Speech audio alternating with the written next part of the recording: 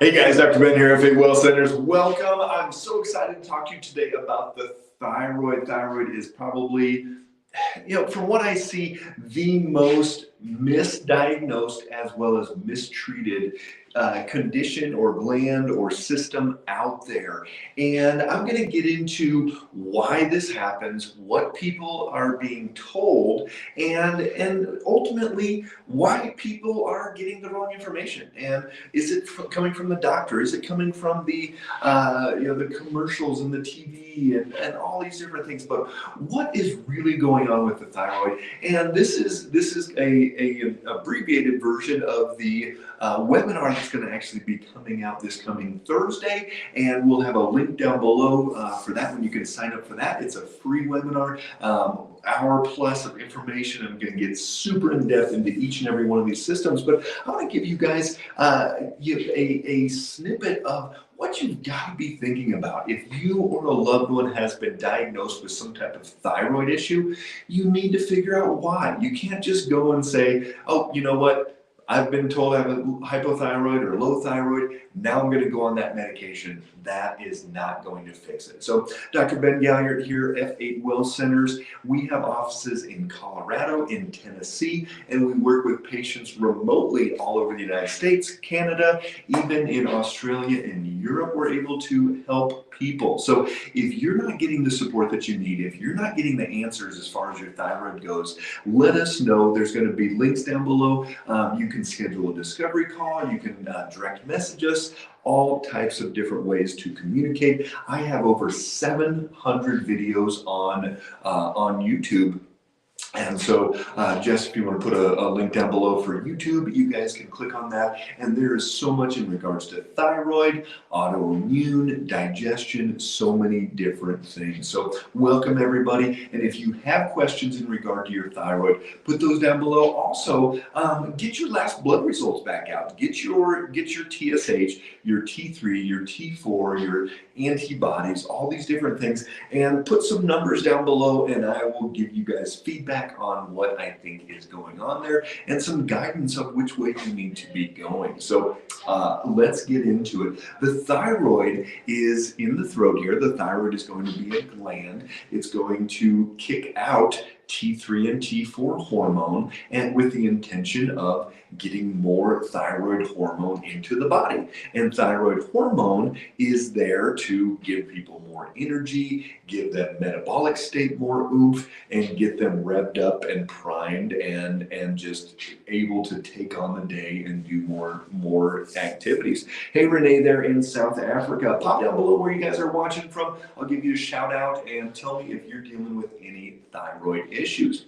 So in the traditional medical model, when somebody comes in and they're tired and they can't lose weight and they're cold easily and just a lot of these symptoms that sound like thyroid, the doctor will run a thyroid panel. Hey Diane in Virginia, good to see you. And so that thyroid panel, it will have TSH. Maybe it'll have T4, maybe it'll have T3, but that's about it. A lot of doctors, all they're doing is just running the TSH. TSH is thyroid stimulating hormone. TSH is not even a thyroid hormone. It is a pituitary hormone that tells the thyroid what to do. It stimulates that thyroid. So if all you're doing is looking at TSH and determining whether somebody has high or low thyroid based on TSH, you're missing the bus. So you've got to look for more than just that TSH. Hey, Emily there in Alabama, good to see you. So you also need to look at free T3 and T4 and total T3 and T4. So you've got to look at those numbers. And every time you run a blood test, you need to be looking at that. If you're on medication, you've got to know, because I'll get into this conversion ratio that we have to look into.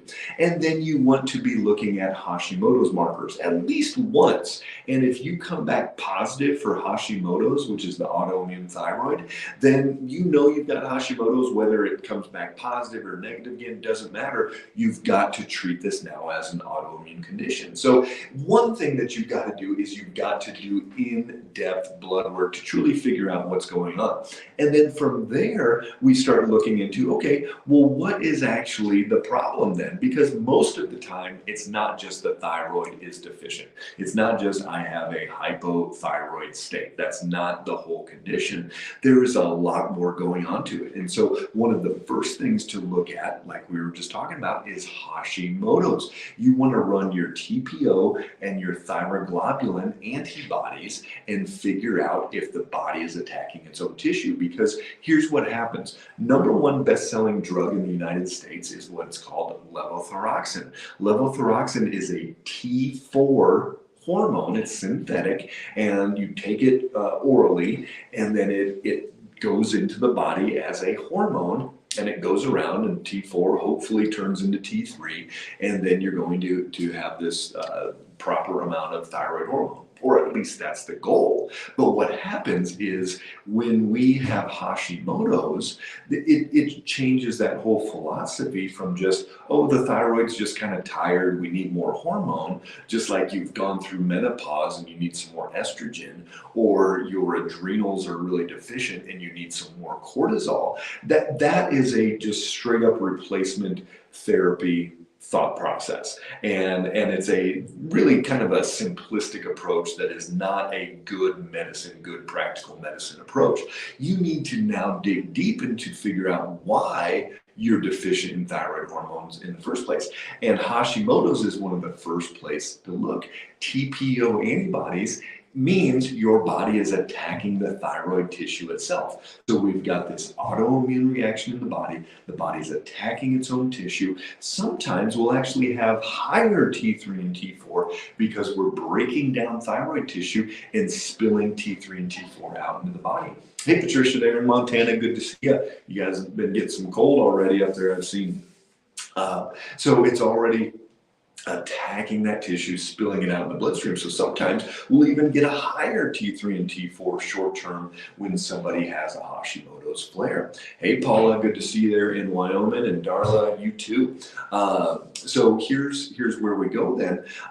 With that Hashimoto's, you've got TPO, and that is going to mean you're attacking your own thyroid tissue. The thyroglobulin is going to be more the transportation, and that's going to be moving that thyroid tissue, that T3, T4, around the body. So if you have either one of those positive, you have what's called Hashimoto's, and there's no amount of levothyroxine or Synthroid or Armor or Natrethroid or NP that is going to fix that autoimmune condition, because now we have to look at it as an autoimmune condition, just like if you had MS or lupus or rheumatoid arthritis or any other autoimmune condition. So what do?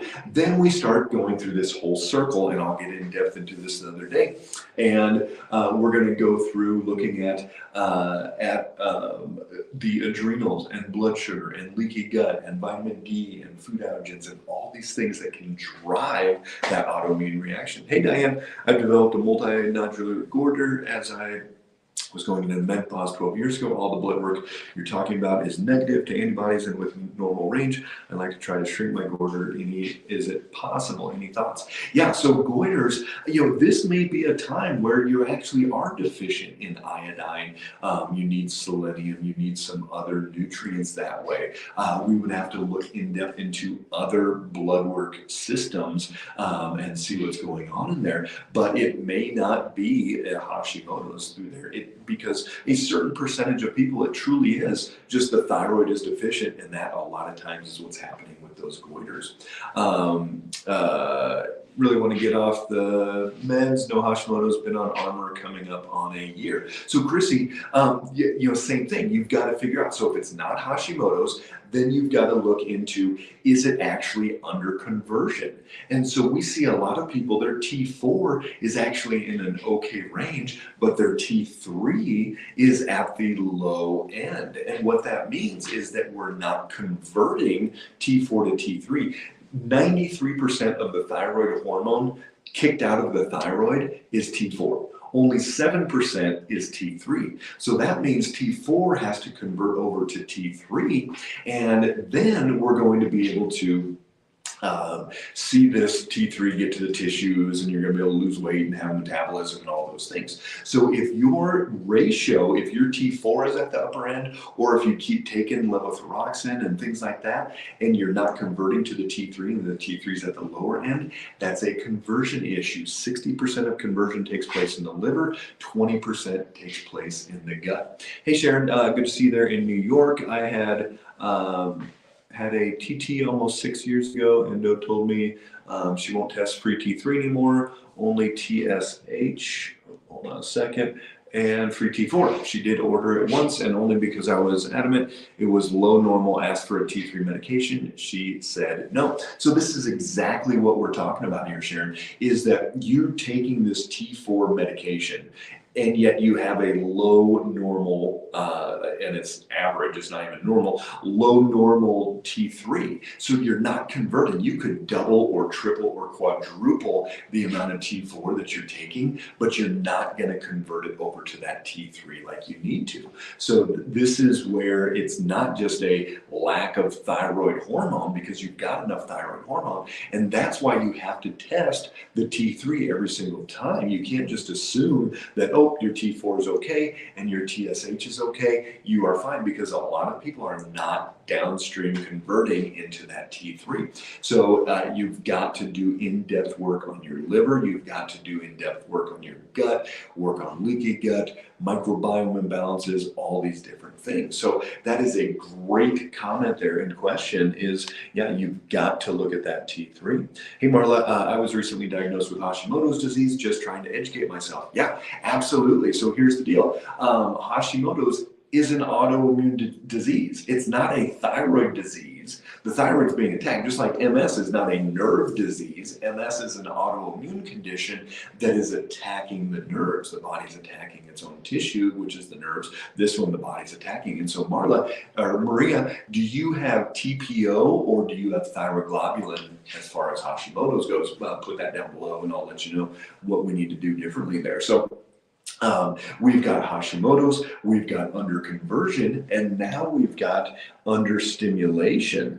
So understimulation would be looking at TSH, and TSH is low, like less than 1.8, 1.5, 1, and yet the thyroid hormone levels are low as well. So if the horse is not running fast enough, the jockey will whip the horse more to get it to go faster. But if the jockey's not whipping the horse, even though the horse is running at the back of the pack, then that is more of a jockey issue, which is going to be that pituitary as opposed to the horse itself. And why would the pituitary, why would the jockey be tired? Because it's been whipping this other horse, which is the adrenals. The adrenals are our stress glands. They're going to respond to stress of all different types. So if your TSH is at the lower end, less than even 1.5, and yet all of your thyroid hormone levels are low, then you are dealing with a hypopituitary, usually secondary to a chronic adrenal issue. Hey Candace, what about Graves? Doc said I have both hypo and hyper. So Graves is an autoimmune condition as well. It can be life-threatening. Hashimoto's is not, but Graves can be. So you've got to take Graves' disease very seriously. And if they need to put you on the medication short term, they will. But you still have to figure it out from that autoimmune perspective. How do you go deep into it and figure out which systems are out of balance there? So Graves, yes, absolutely. It's the same thought process as the Hashimoto. So we've gotta educate ourselves there. All right, so these are the main reasons why people have thyroid issues. And if you are just looking at your TSH or just looking at a T4, you are not getting the whole picture. And in spite of looking at this thyroid stuff, now you've got to go and you've got to look at blood sugar, and you've got to look at adrenals, and you've got to look at inflammatory processes and what's the liver doing, and all of these other systems that are out of balance. So if you want more information, if you want more in depth, click that registration down below. We're going to have a full-on webinar. I'm going to get in-depth whiteboard showing you guys exactly what you need to do, giving you instructions on where to go. We're going to have that Thursday evening. Click on that registration. This is free. I just want to get the information out there. This is such an underserved area of healthcare, and it's really not even healthcare, it's sick care when you start talking about just slapping drugs on people and assuming that that's going to fix it. So if you're not getting the results, if you're not getting the answers that you want, click the link down below and schedule a discovery call. We would love to talk to you and answer any questions you have in regards to thyroid and just where you've been and what you need to do next. So yeah, I had this is Cindy, had radiation iodine to remove it, but now they say I have a goiter. What should I do? That is really weird. If you have radiation iodine and your thyroid is, basically at that point is gone, I don't know how you could have a goiter. That's interesting. Unless they didn't kill off the thyroid 100%. That's my only thought there. So any other question, guys, send us DMs and reach out. I would love to talk to you about any of these issues. But thyroid can get better. People's symptoms can get better, and you can see those differences. Take care.